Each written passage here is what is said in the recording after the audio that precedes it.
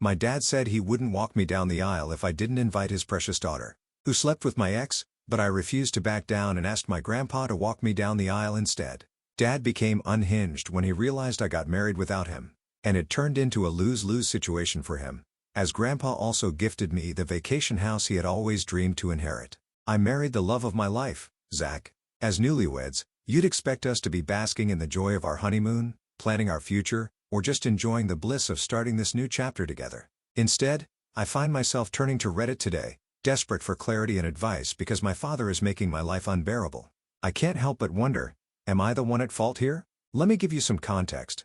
The issue traces back to my decision to invite my dad to walk me down the aisle at my wedding. On the surface, this might sound like a sweet typical gesture. However, it's important to note that my dad and I have never been close, mainly because of his attitude towards me. You see, my mom died while giving birth to me.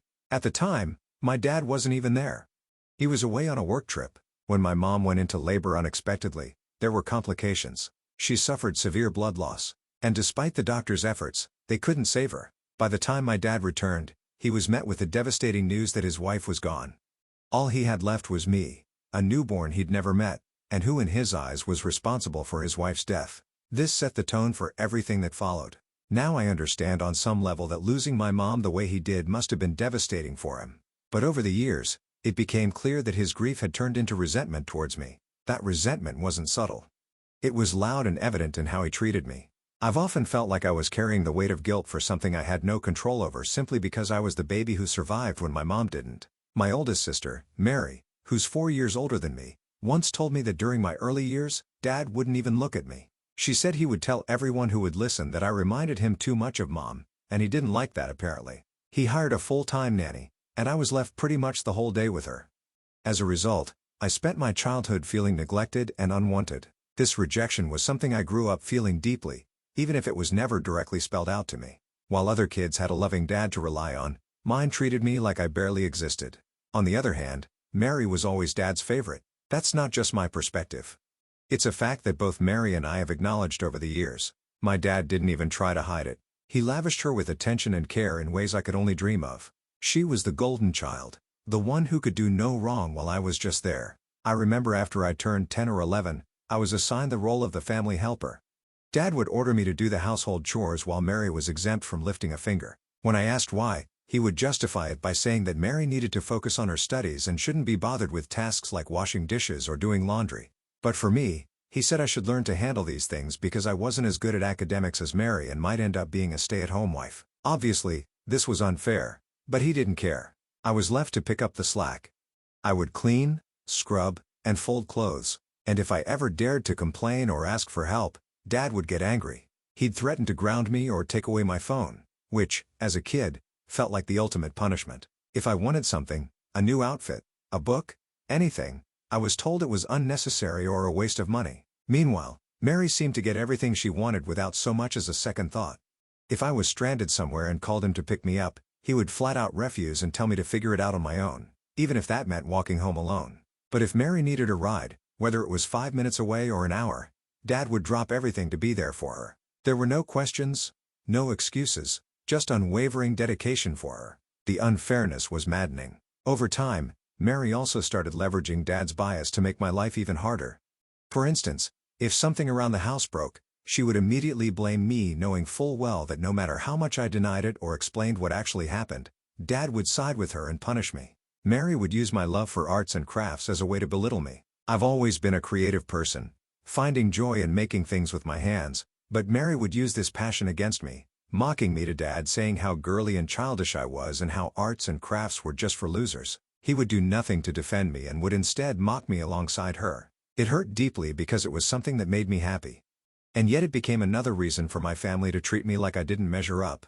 On occasions, whenever I disagreed with Dad or stood up for myself, Mary would swoop in to defend him, painting me as a disrespectful and difficult child. Once, during an argument, she even went as far as saying that Mom would have been ashamed to have given birth to someone like me. She added that she wished I had died instead of Mom, as I was making her and Dad's life miserable. That statement shattered me.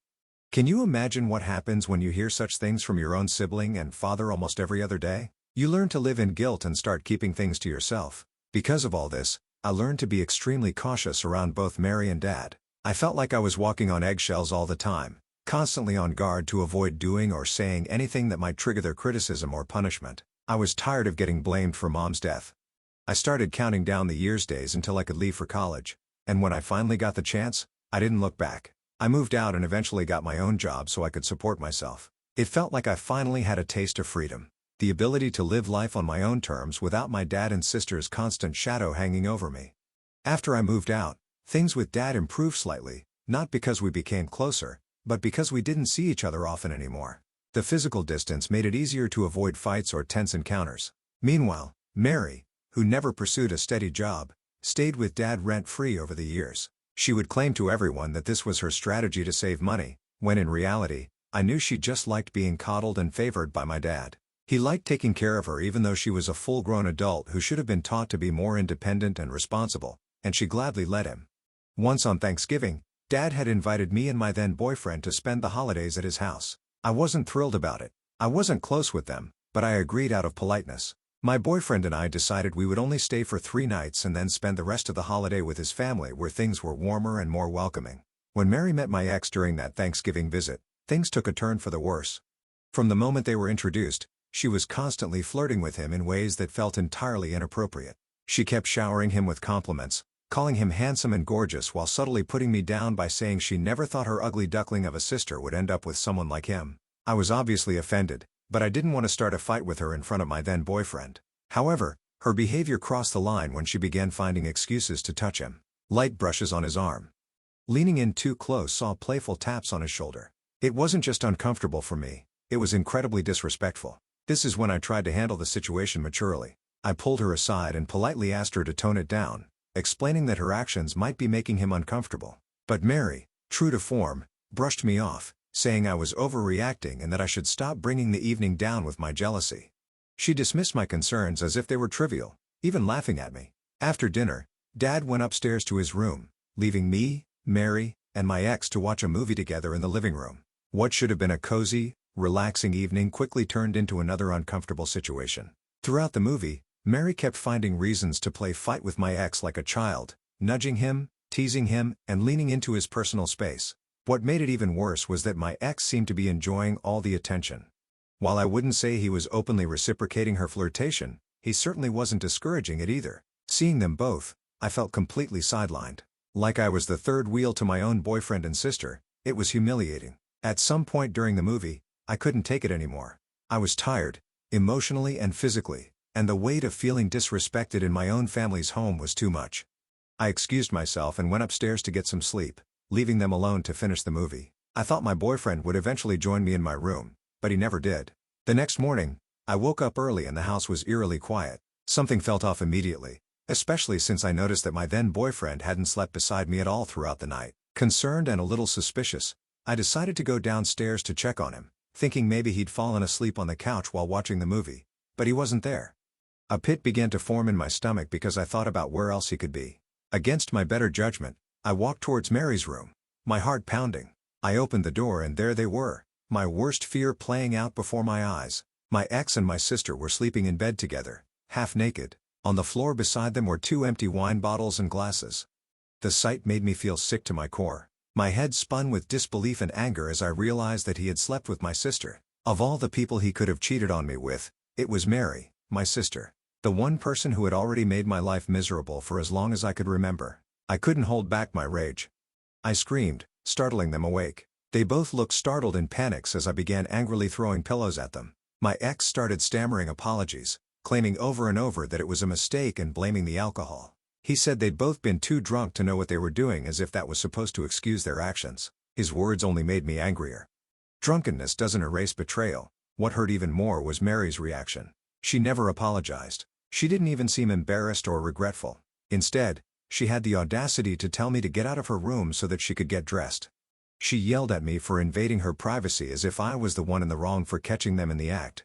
Her complete lack of remorse, her arrogance and her attempt to turn the situation around on me left me speechless. When I told my dad what had happened, I expected at the very least that he would share in my outrage or offer some kind of support. Initially, he seemed just as shocked and appalled as I was. For a brief moment, I thought he might actually stand by me, but then his tone shifted and he told me in no uncertain terms that while he didn't support Mary's actions, he wasn't going to interfere because Mary and my ex were both adults, so they were allowed to do whatever it was that they wanted.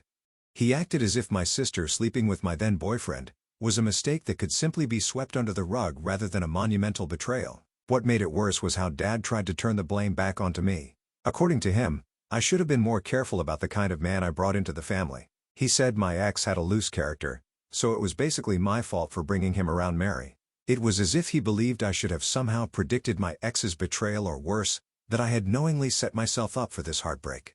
His comments made me feel like I was losing my grip on reality. My sister was not an innocent bystander in this situation. She actively pursued my ex, knowing full well how much it would hurt me. Yet my dad completely downplayed her role, almost absolving her of anything while piling the blame entirely on me. It was like he refused to hold Mary accountable for anything she did. No matter how blatantly cruel or selfish it was, ultimately, I knew what I had to do. I broke up with my ex immediately. There was no coming back from what he had done, and I couldn't stay with someone who would betray me so deeply, especially with my own sister. As for Mary, I cut all ties with her after this. She never apologized or showed even a shred of remorse. Instead, she took the situation and turned it into something to brag about. She went around telling our cousins about how she stole my man in one night and even boasted that he had apparently told her she was better in bed than me. It was vile and humiliating, and she said it all with pride as if hurting me was some kind of twisted victory for her. My relationship with my dad also fractured. His refusal to hold Mary accountable and his decision to side with her, even indirectly, was the final straw. I went into no contact with him. Dad would sometimes try to reach out to me to smooth things over, but I would refuse any communication. However, things then changed out of nowhere. Earlier this year, my dad had a major health scare. It was serious, and while the doctors were able to save him, the experience left him weak and in need of care. Despite all the pain and resentment I harbored, I was the one who stepped up to help him, not out of obligation, but because I knew I had the means and the heart to do it. I had already lost my mom, and despite everything, I didn't want to lose my dad too. I took on a lot of the responsibilities for his recovery. I paid for medical bills that his insurance didn't cover and hired a caretaker to ensure he was comfortable and recovering well at home. It wasn't easy, but I did it because it felt like the right thing to do. My sister, on the other hand, did little to nothing to help. Her salary isn't enough to pay for anything substantial, and she didn't seem particularly inclined to contribute either. She just let me handle all of Dad's responsibilities. I guess during this time, Dad's eyes finally opened to the truth. He realized how much I was taking care of him while Mary wasn't lifting a finger. Unexpectedly, he apologized to me. He acknowledged how he had treated me growing up, how he had failed to be there for me, and how he had let Mary's actions slide when they hurt me the most. For the first time in my life, I felt like Dad truly saw the pain he had caused me. It was a healing moment, and while it didn't erase everything, it opened the door for us to start rebuilding our relationship. We began talking more, and for the first time in a long time, I felt like there was hope for us. So when I started planning my wedding, inviting my dad felt like the right thing to do. Our relationship seemed to be slowly improving, and despite everything, I wanted him to be there for such an important moment in my life. However, inviting Mary was out of the question. She had never apologized or showed me that she felt remorse for what she had done to me. She and I had no relationship, and I wanted to keep it that way. But my dad, perhaps emboldened by our renewed connection, began to push for me to invite her. He insisted that Mary had changed and deserved a second chance. I asked him point blank if she had really changed, then why she hadn't reached out to me even once to apologize. If she was remorseful, surely an apology wouldn't be too much to ask. But instead of understanding my perspective, Dad doubled down, saying I should let bygones be bygones and not pester Mary for an apology. He argued that it had been years since the incident with my ex and that my wedding was the perfect opportunity for a fresh start for all of us. I couldn't believe he was asking this of me. After everything I'd been through, after everything Mary had done, he wanted me to just forgive and forget without so much as an acknowledgement from her of the harm she caused. It felt like yet another example of him excusing her behavior while expecting me to take the high road. But this time, I wasn't going to let that happen. I put my foot down and told him no. If Mary wanted to make amends, the first step was an apology. And until that happened, she had no place in my life, much less at my wedding. This is when my dad flat out said that if Mary wasn't invited, he wouldn't be attending either, nor would he walk me down the aisle. He even tried to manipulate me by saying that their absence would cause people to gossip and that it would reflect poorly on me for not having them by my side on such an important occasion. I realized that this was yet another instance of him trying to control the situation and guilt me into doing what he wanted. But I had made up my mind. I wasn't going to let him or anyone else manipulate me. So I disinvited him altogether. If he wasn't going to respect my boundaries, then he didn't deserve to be part of my special day. Instead, I turned to my paternal grandfather and asked him to walk me down the aisle. When I told Grandpa about the situation, he immediately agreed. He was honored to take on the role, and he didn't hesitate to express his disappointment in my dad's behavior. Grandpa, like many others in our family, knew about my dad's favoritism and how he blamed me for my mother's death all my life. He was deeply disappointed that even now, after everything, Dad hadn't changed. Anyway, my wedding day was beautiful. Grandpa walked me down the aisle with pride, and we had an amazing time celebrating with the people who truly cared about me and my happiness. It felt like the fresh start I had always dreamed of, surrounded by love and support. But, of course, my dad wasn't going to let things go so easily. After the wedding, when he found out what had happened, he threw a massive tantrum. He called me, outraged, and said he couldn't believe I had gone through with the wedding without him. He admitted that he had fully expected me to back down and invite him back, and he was livid that I had asked Grandpa to take his place, insisting that Grandpa had no right to walk me down the aisle. What really seemed to push Dad over the edge, though, was the wedding gift I had received from Grandpa. You see, during the reception, Grandpa, who had been so supportive towards me throughout this entire process, made a surprising announcement. He said he was giving me his vacation house as a wedding gift, wanting me and my husband to make new memories there. This was completely unexpected, and I was overwhelmed with gratitude. Grandpa told me that he believed, out of Mary and me, that it was me who truly appreciated the value of family and the memories that came with the house. He said he knew I would cherish it and take care of it just as he had. His gesture meant everything to me, but it has infuriated my dad. As Grandpa's only child, Dad had always assumed he would inherit everything, including the vacation house. Now that it has been gifted to me, Dad sees this as a betrayal on my part. Since the wedding, my dad and Mary have been relentlessly accusing me of stealing the vacation house from them. They insist that it's my dad's legal right to inherit it as Grandpa's only child and have been pressuring me to give it back to him. The accusations are as unfair as they are absurd. Mary, predictably, has been the loudest egging Dad on and portraying me as some kind of an opportunist who manipulated and took advantage of Grandpa's generosity. So AITA? Update 1. Answering a few of the most asked questions here. Is your sister married? No, my sister isn't married yet. She hates commitment and doesn't stay in long-term relationships with anyone. Why does your adult sister still stay with your dad? Well, it's because Mary is my dad's golden child, and he's her safety net. They have always had a codependent relationship, and it seems to work for them. Dad loves to spoil her endlessly. While I've worked hard to stand on my own, Mary continues to rely on my dad for everything. She neither has a steady job nor does she have any savings. Why didn't your grandparents help you out earlier by standing up to your dad? They did. My grandparents have always been a part of my life and have tried to help me as much as they could. They did try to talk to my dad several times, but my dad never changed. At the end of the day, it wasn't their responsibility to raise me. It was my dad's. He should have stepped up, taken accountability, and been the parent I needed. I understand that he was grieving and that losing my mom was devastating for him, but that doesn't excuse his neglect or favoritism. As a child, all I felt was unloved and unwanted. Dad was the adult, the parent, and he should have been the one to rise above his grief and take care of me. Has your dad dated anyone after your mom passed away? No. My dad has remained single all these years. He still mourns the loss of my mom to this day. I don't think he ever truly healed from her passing. Update 2. So today, I met with Dad, and he had been incessantly calling and messaging me for weeks, and I finally decided it was better to meet him face to face and put an end to this ongoing drama. When we met, I firmly told him that I wasn't going to give the vacation house to him and that he needed to let go of the idea that he was entitled to inherit it. Grandpa had given it to me as a gift, and his decision was final. My dad, as expected, didn't take this well. He called me selfish and manipulative, accusing me of stealing something that rightfully belonged to him. He told me how I had already taken so much from him over the years and even now I seem to have taken another thing from him. His words didn't surprise me, but they still stung. This is when I looked him in the eye and asked him directly, "Why do you hate me so much? What have I ever done to you?" My question seemed to catch him off guard. I could see Dad falter for a moment, but I pressed on. I told him that I've always known he blamed me for my mother's death. But was that the only reason for his hatred? I reminded him that I was just a baby when Mom died. So what did he expect me to do to save her? I was innocent. And if anyone should feel guilty, it was him for not being there when she needed him the most. He should have been there for my mom rather than being away on a work trip.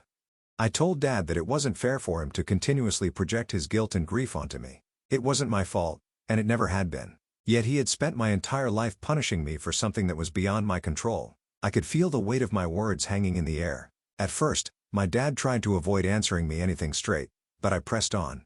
I told him that this was his chance to finally say whatever was on his mind once and for all. Just let it all out. This is when my dad finally admitted the truth. He told me that he never wanted a second child and that when Mom got pregnant with me, he was against it. He explained how despite the doctors warning her about the risks, Mom had insisted on having me and Dad had urged her to abort. Ultimately, it was her decision and he couldn't do anything about it. So when she died giving birth to me, he blamed me for taking her away from him. He told me that for years, he wished I had never been born and that as I grew older and started to look more like her, it only made him miss Mom even more. My heart broke as he spoke. Dad told me that only after I took care of him this year following his health scare did he realize that I was also more like Mom in other ways, especially in how caring and giving I am, just like she was. This is when he finally started to feel this overwhelming sense of guilt, and that is when he apologized to me. He told me he genuinely regretted the way he treated me, but he just couldn't help himself since my sister was easier than me. He admitted that Mary never reminded him of Mom. She was more like him and never made him confront his own pain. Then my dad told me how he had hoped my wedding could fix everything.